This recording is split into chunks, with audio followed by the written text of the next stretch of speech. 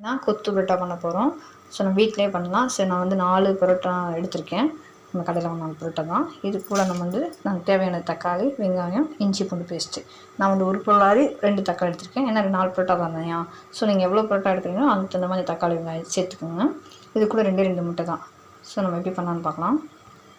சரி, இது கூட நம்ம வந்து கடுந்தருப்பு கொஞ்சம் ஒரு ஸ்பூன் அளவு கடுந்தருப்பு போடுவோம். நல்லா வெடிக்கிறது பார்த்திங்கன்னா இந்த வெடிக்கிற கேப்பில் கருவேப்பிலையும் போட்டுருவோம். வெங்காயம் வந்து நல்லா வதக்கலாம்.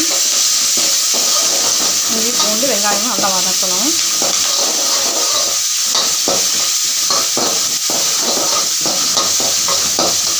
ஒரு ப்ரௌன் கலரில் வரணும். ஸோ அது வெயிட் பண்ணணும். நல்லா வதங்க தேவை நல்லா கொடுக்கும். வீட்டில் இங்கே இன்ஸ்டண்ட்டாக நீங்கள் உங்கள் பசங்க கொத்து பரோட்டா சாப்பிட்டுக்கணும்னா நம்ம கொத்து பரோட்டான்றது ஒரு 250 ரூபா 100 ரூபா போயிட்டு இருக்குது. ஸோ நம்ம 4-5 பரோட்டா வாங்கி நம்ம குடும்ப ஃபேமிலி சாப்பிடல. நம்ம வீட்டில் ஈஸியாக செய்யலாம். ஸோ அதுக்காக தான் பண்ணக்கூடாதுன்ட்டு ஸோ அப்படியே கொத்து பரோட்டா பண்ணிக்கிறேன்.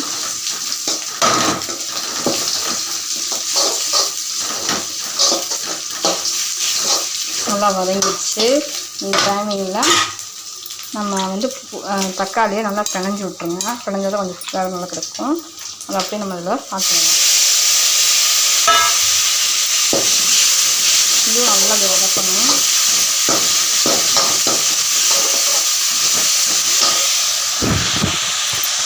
பார்த்திங்கன்னா சிக்கன் பொடி டேஸ்டி சிக்கன் பொடியும் முட்டை 2 முட்டை வச்சுக்கோம். ஸோ 2 இது கூட ஆட் பண்ணிடுவோம். அப்போ நாங்கள் வந்து சிக்கன் பொடி போட்டு நல்லா போய் கிளறி விடுங்க.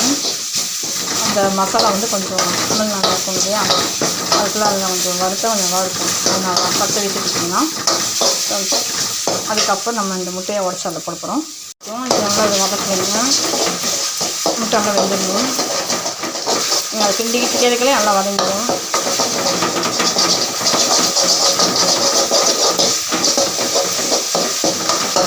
குழந்தைங்க சில குழந்தை வெறும் பரோட்டா சாப்பிட்றது ஒரு சாப்பிட மாட்டேங்க. என் பசங்களே சாப்பிட மாட்டாங்க.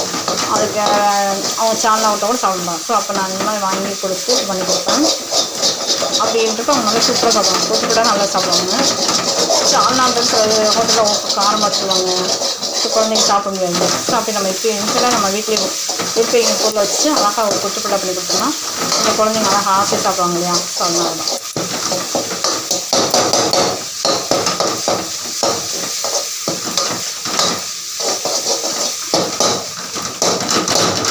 ரெண்டு லட்டு நல்லா சாப்பிடுவோம். ஸோ அதனால் நம்ம யூஸ் பண்ணிக்கிட்டு அப்படி சாப்பிடுவோம்.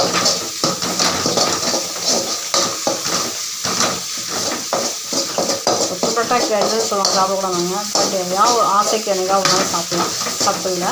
ஆனால் ரெகுலராக சாப்பிடக்கூடாது.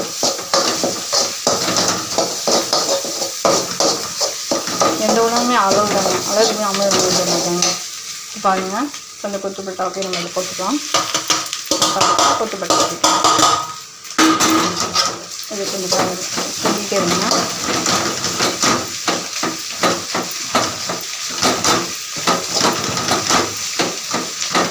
நீங்கள் உற்பத்தி கொஞ்சம் லைட்டாக தண்ணி தான் வச்சுக்கலாம்.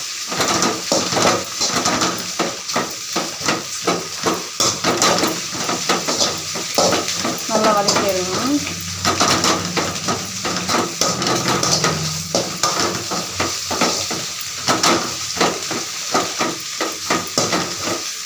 இது கூட நீங்கள் கொத்தமல்லி விட்டீங்கன்னா கொத்து பரோட்டா ரெடி. சாப்பிட்டு பாருங்கள், எப்படி கம்மான்னு சொல்லுங்கள்.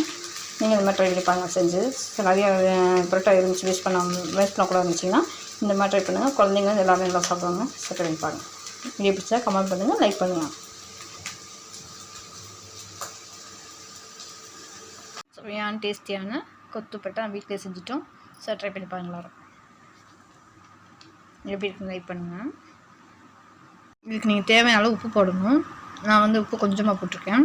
ஸோ எனக்கு டைம் வந்துச்சு. ஸோ எடுத்துருக்கேன். செம்ம டேஸ்ட்டுங்க உண்மையிலேயும். நம்ம கடையில் சாப்பிடுவோம் பார்த்திங்கன்னா, ஸோ அதை விட டேஸ்ட்டாகவே இருக்கும் நம்மளுக்கு. ட்ரை பண்ணி பாருங்களாமே. 2 முட்டை நீங்கள் போடுறீங்கன்னாலும் சரி, எவ்வளோ முட்டை தான் நீங்கள் பண்ணுங்க உங்களுக்கு உங்கள் ஃபேவரட். பட் நான் 4 பரோட்டாவுக்கு நான் 2 முட்டை போட்டேன். கரெக்டாக இருந்துச்சு. நீங்கள் எத்தனை பரோட்டா வச்சுருக்கீங்களோ அத்தனை பரோட்டாவுக்கு உங்கள் ஃபேவரட் தகுந்த மாதிரி நீங்கள் சேர்த்துக்கலாம். ஸோ காரம் லைட்டாக சேர்த்துருங்க. ஸோ செம்ம டேஸ்ட்டாக இருக்கும். ட்ரை பண்ணி பாருங்கள். குழந்தைங்க எல்லாமே நல்லா விரும்பி சாப்பிடுவாங்க. பாருங்கள்.